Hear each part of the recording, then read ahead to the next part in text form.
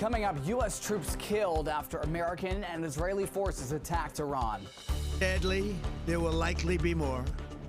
President Trump says more troops will likely be killed as Operation Epic Fury soon enters day 3 after Iran's supreme leader was killed. Deadly road rage. Several people stabbed after a car crash turned into violence on the Capitol Beltway. We'll tell you where drivers were detoured after a suspect was shot by police. Housing headache. Are health officials working to address concerns from tenants in Alexandria? What residents are saying is popping up inside of their homes. And believe it or not, meteorological spring started today, but you wouldn't know it with what's coming tomorrow. We'll talk about it coming up. And we will talk about ways to stretch your dollar, more ways than one. How first-time home buyers may soon get the keys to their future. And talk of tariff reimbursement checks, we got a deep dive into your wallet. Good Sunday evening. Thank you for joining us for DC News Now at 9 o'clock. I'm Ben Dennis. We begin tonight with a frightening scene along a stretch of the Capitol Beltway in Fairfax County, Virginia. A woman and a dog were stabbed to death. A suspect was then killed by police. This happened along a section of I-495 this afternoon in Annandale. We have learned that 3 more people were stabbed in addition to the woman who was killed. DC News Now's Dave Laval was there all day long. He reports how this all started with a car crash. The investigation into a stabbing along I-495 in Annandale continued into Sunday night. Virginia State Police say 2 of the victims died, along with the attacker. Police say they responded to a report of road rage around 1:15 p.m., just before the Little River Turnpike exit on the southbound side. A man allegedly approached an officer with a knife. Police say the officer shot him in self-defense. The suspect died at the hospital. Investigators said they found 4 stabbing victims at the scene. A 39-year-old woman died from her injuries, along with a dog. The preliminary investigation indicates the stabbings happened following a crash on 495. The incident shut down southbound traffic for most of the day, while northbound traffic moved, but slowly. The express lanes on both sides reopened after a brief closure. Investigators said they don't believe this attack is terrorist related. In Annandale, Virginia, Dave Laval, DC News Now. Our thanks to Dave. Terrifying stuff indeed. We've also learned that 1 person was killed. 3 more people were hurt after a head-on crash in Manassas. Police say this happened in the area of Sudley Road and Campus Drive minutes before 3 p.m. yesterday.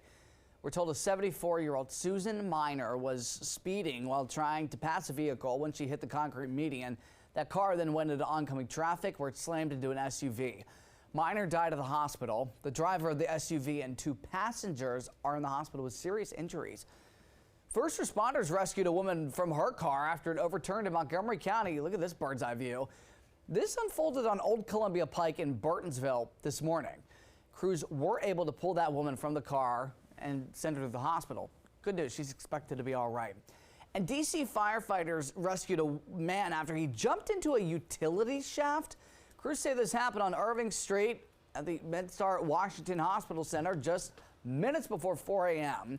after a man jumped and landed feet first, 20 feet down into that utility shaft. Crews were able to breach a wall and pull the man out with serious injuries. At this time, no word exactly what the man's intentions were.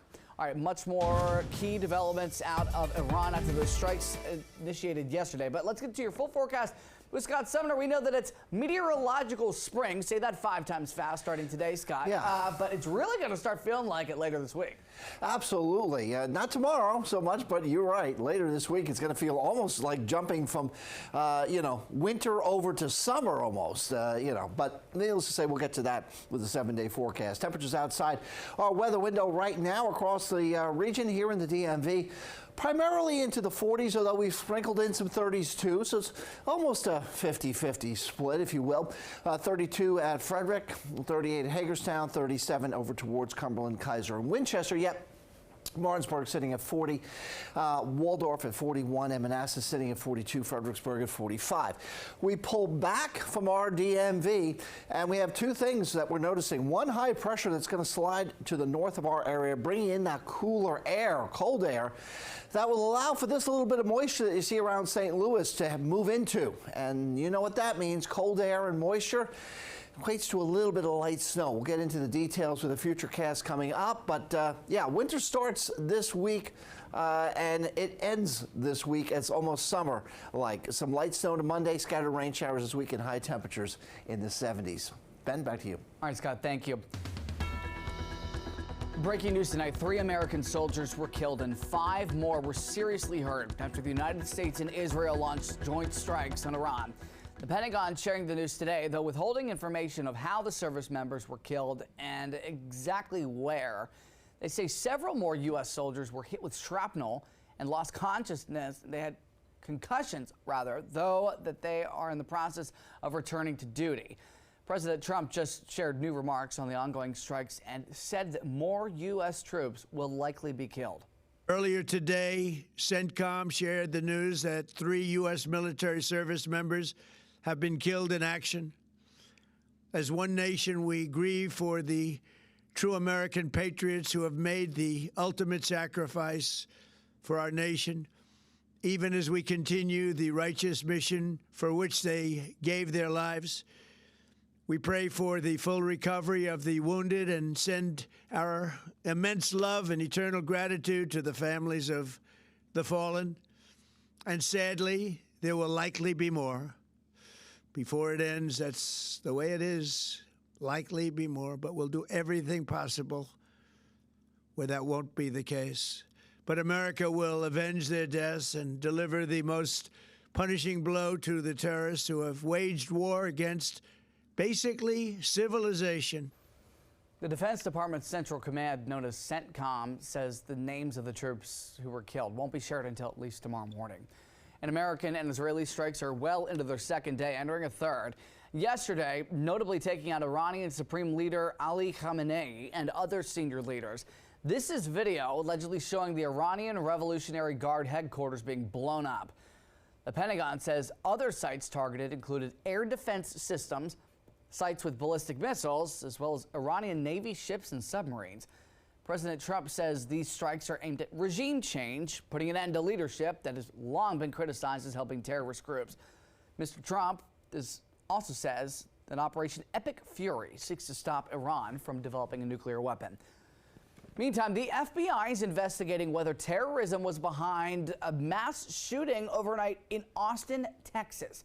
A suspect allegedly killed 2 people at least and hurt 14 others. That number increasing reportedly to 3. That barrage of bullets in a popular nightlife neighborhood full of bars. Coming up at 9:30, we've got new information about the suspect who was gunned down by police, as well as how investigators are answering questions whether the crime was an act of terror. And eyes are staying glued into the Middle East right now. Israel's Prime Minister Benjamin Netanyahu said strikes succeeded by killing the Iranian Ayatollah, the country's leader who called for the destruction of Israel. So, how are some Israelis here at home and in the Middle East feeling about all of this? Our Tosin Fakile caught up with the head of the Jewish Community Relations Council of Greater Washington. Places of worship in the DMV taking any extra steps of precaution? Yeah, I was texting yesterday with local police chiefs and with liaisons, and patrols have been increased around Jewish institutions, and other things are taking place which are not so obvious to to somebody who might just be watching. And really quickly, what is your message to the Jewish community here in the DMV? We understand that there's a lot of people who wondered whether why the war was, like all Americans, they're wondering why the war was announced now, why it was launched now. They're wondering, they're worried about anti-Semitism, they're worried about the threat to Jewish institutions, they're worried about the safety of Israel and American soldiers, and my answer to them is we will get through this, and that your Jewish organizations are working hard to protect you each and every day, and that should give you a great deal of comfort. There's our Tosin Fakile reporting. To hear the full discussion, you can go to dcnewsnow.com. U.S. lawmakers are continuing to respond to these strikes. Many Republicans outwardly support this, while many Democrats are upset that they did not approve those strikes in advance. Democratic Senator Tim Kaine spoke to reporters today. He's criticizing the president and his decision. He's calling it a war. His decision to initiate this war of choice with no congressional authorization and, frankly, even the lack of meaningful notification to Congress. This is a president who ran on ending wars and yet has used the military without congressional authorization in multiple locations.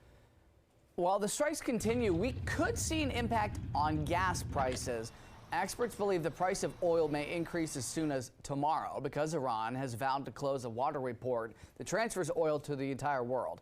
Coming up in our next half hour, we will take a further look at how the conflict could impact costs at the pump. And for more coverage on the attack, you can always go to DCNewsNow.com as this all develops. Roaches lost payments. Some Virginia renters in Alexandria say that they've reached their breaking point and they've had it with ongoing issues inside of their homes. They say the city's housing authority needs to fix what they say is a health hazard. DC News Now's Yamari Sase has the latest from families who got a chance to voice their concerns.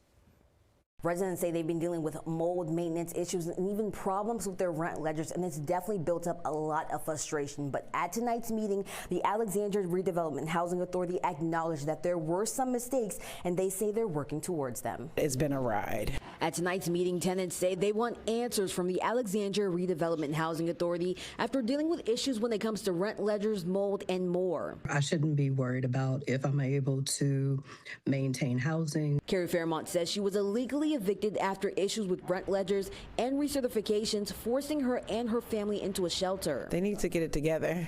They're ruining people's lives. They're uprooting people. Another tenant says for 3 years she was dealing with issues with her rent payments. My rent payments were lost. The rent was completely calculated incorrectly. I received late fees on top of the incorrect amounts. Karina Gruhl says she's also dealing with poor living conditions inside her unit, including mold, a sinking toilet, and even a beehive inside her AC unit. I'd rather fix it myself because it's a hassle to even go through them. During tonight's meeting, housing authority leaders acknowledged mistakes with rent ledgers and recertifications, blaming a new system, losing paperwork, and previous management issues. Just a trickle-down effect of so many different things, including staffing. 95% of the issues that was happening in 2024 and into 2025, I would say are addressed now. After the meeting, tenants say that they do feel as though some situations were dismissed, and they really truly want transparency and better communication, and also a step-by-step process and reassurance that it won't happen again. Reporting in Alexandria, I'm Yamari Sase, DC News Now. Thanks to Yamari. In Maryland, a life-saving reunion just happened. Family members got to meet the 911 crew in Charles County who helped save a woman's life. Her husband frantically called in November to say that his wife had stopped breathing. The team on the other end walked him through CPR until medics got there. Medics took over CPR once they arrived and took her to the hospital where she survived. Got more at DCNewsNow.com. Coming up, improvement seen in the Potomac after millions of gallons of sewage spilled into the river. We'll tell you when restrictions are expected to end. And Virginia could be raising the minimum wage. How much? There's a bill making its way to Governor Abigail Spanberger's desk. Time now, 9:13. We take a live look at Tel Aviv in Israel. We will have more coverage on the Iran strikes throughout the evening. In the meantime, stick around. Scott Sumner has your full forecast coming up.